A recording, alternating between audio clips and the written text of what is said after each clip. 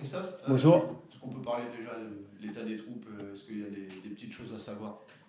Non, le groupe est au complet. Je crois qu'il y a eu des aménagements aujourd'hui sur la séance d'aujourd'hui, mais ce qui est assez logique à 48 heures d'un match, mais tout le monde est opérationnel. D'ailleurs, j'en profite avant de parler de match. Est-ce qu'on peut parler de Koulibaly? Est-ce qu'on sait Ouais. à peu près où il en est? Est-ce que... Il va revoir le chirurgien au bout de 6 mois de son opération. Je pense que c'est dans 15 jours, puisqu'il s'était fait opérer le 13 septembre. Donc là, il commence à recourir, à retoucher le ballon. Donc il est dans sa logique, rééducation logique. Donc peut-être espérer le voir sur la fin de saison, mais bon, on verra bien. Comment on aborde cette rencontre qui est importante dans la lutte du bas face à un adversaire qui est pour le coup dans une crise sportive depuis maintenant de 3 mois? L'adversaire, oui, on sait que c'est un match à forte pression pour eux, pour pouvoir recoller avec nous notamment. Donc nous, ça c'est quelque chose qu'on sait, mais qui ne rentre pas vraiment trop dans notre préparation, parce que, et je disais aux joueurs que une fois que le côté émotionnel est sorti du match de Strasbourg, pour l'avoir revu, on a fait vraiment un bon match.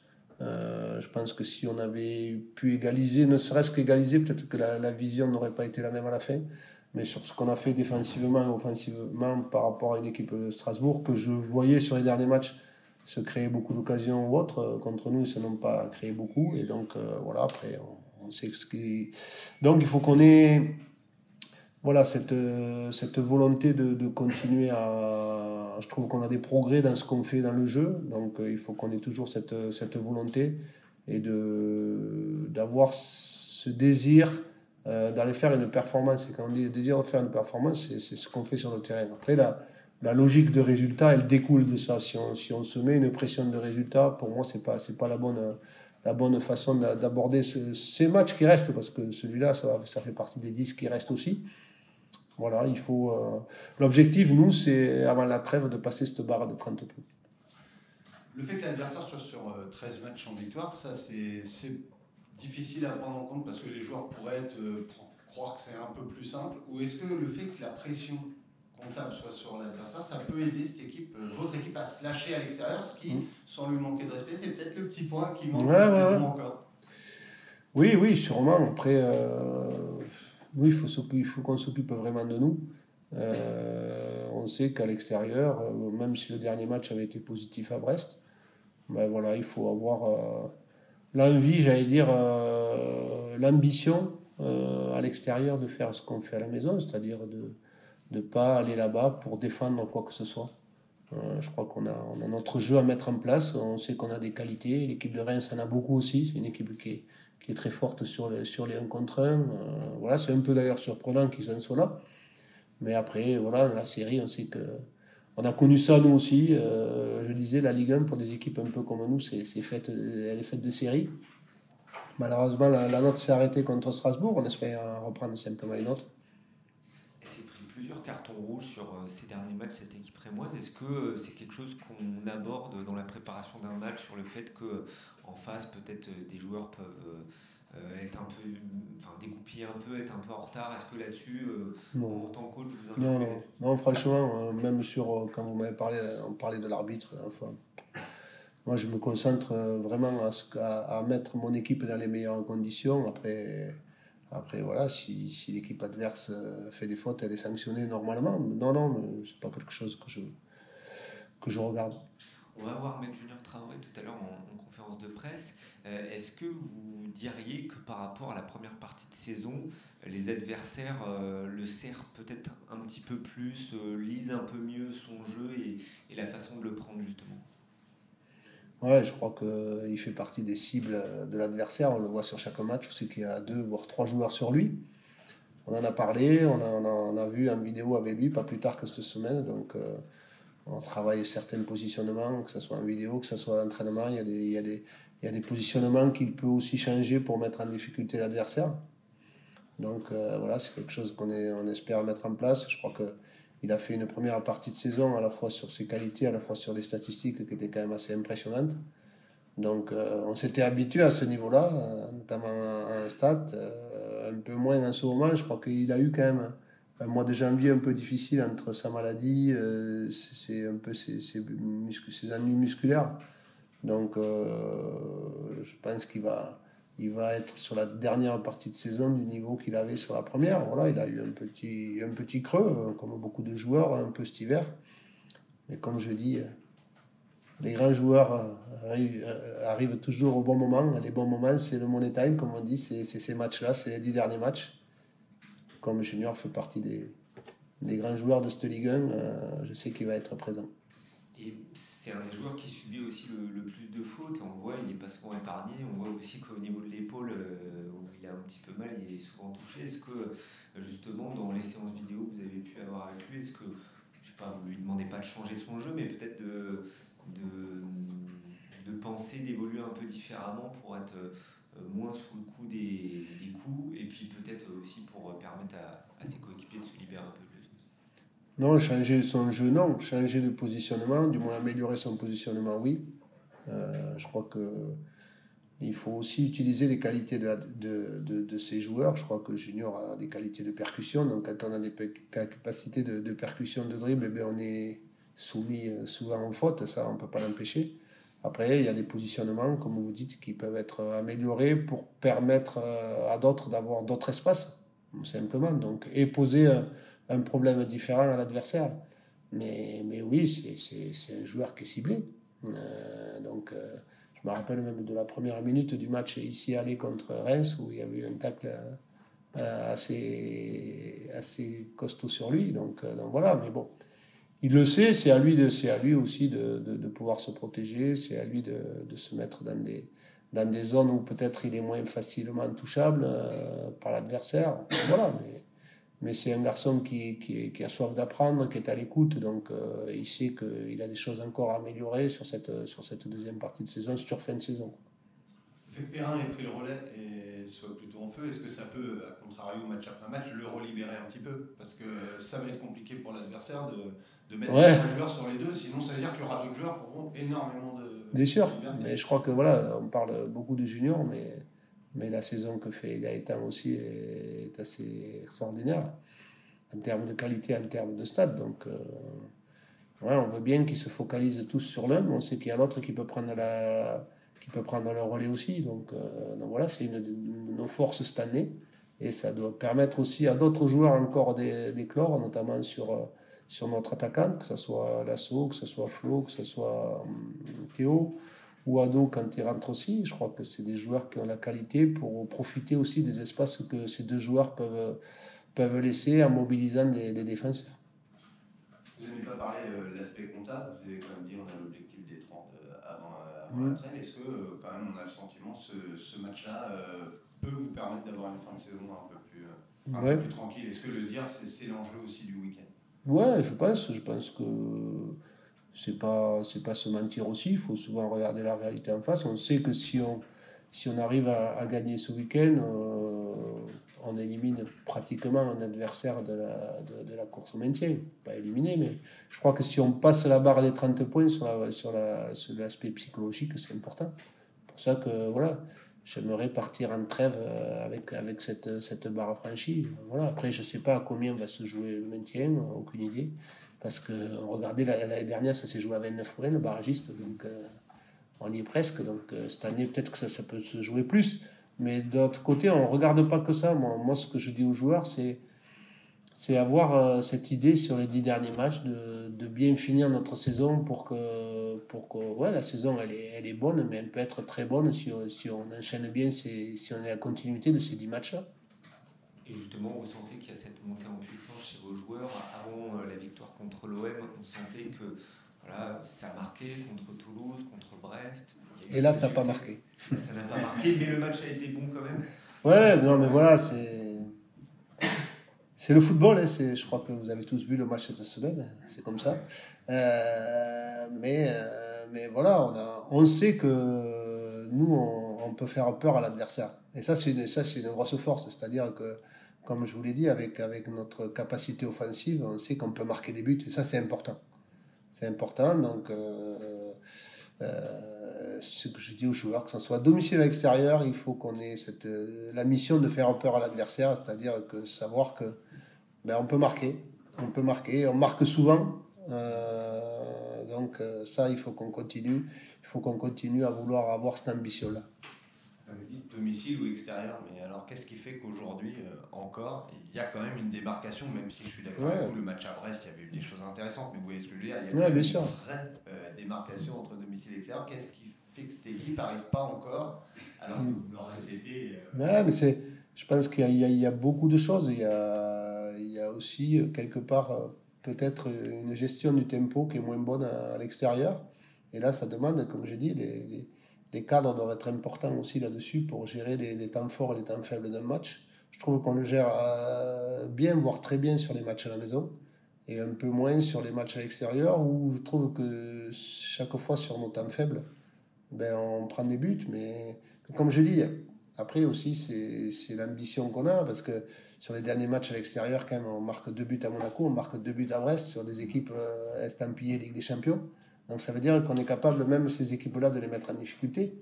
Donc il faut que... C'est toujours une question d'équilibre, mais je trouve que sur la gestion des temps forts, des temps faibles, on est un peu moins performant à l'extérieur. Voilà, il faut qu'on travaille sur ça, et à la fois, il ne faut pas que ça rentre dans les têtes. Ahmed Junior, la première question, c'est de savoir comment tu te sens physiquement. On sait que tu as traversé une fin d'année compliquée, un mois de janvier aussi, où tu avais été malade, etc. Comment ça va de ce point de vue-là pour toi, en ce moment ? Non, je me sens mieux. C'était une fin d'année un peu compliquée, maladie et quelques petits trucs. Mais là, je me sens beaucoup, beaucoup mieux. Le staff qui m'aide à revenir à mon meilleur niveau. Comment tu as géré un petit peu cette période à titre personnel ? On sait une saison s'est fait de haut et de bas, donc là il y avait un bas à gérer. Comment on fait dans ces moments-là ? À quoi on se raccroche un peu ? Non, mais nous on est déjà préparés, on est des compétiteurs. On sait que la saison elle est longue, il y a des bons moments, il y a des mauvais moments. Il faut savoir profiter des bons aussi, il faut savoir profiter des mauvais. On savait que si on met tout ce qu'il faut, et c'est un moment qu'on pourrait surmonter. Après, je ne dis pas qu'on l'a déjà passé, mais on est en train de tout mettre pour pouvoir être bien. Tu te sens prêt un peu à tout casser là, sur cette fin de saison ? Tu dois être encore plus motivé pour retrouver ce qui faisait ta force aussi en début de saison. Mais là, on est dans le money time et c'est là aussi où tu as envie de briller, j'imagine. Ouais, moi comme le collectif, je pense que tout le monde veut briller, veut tout mettre pour le collectif, parce que moi je pense que le collectif il passe avant nous. Et ouais, moi je vais bien finir, je suis en train de me préparer pour ça, je suis en train de mettre tout ce qu'il faut et voilà, on espère bien finir, quoi.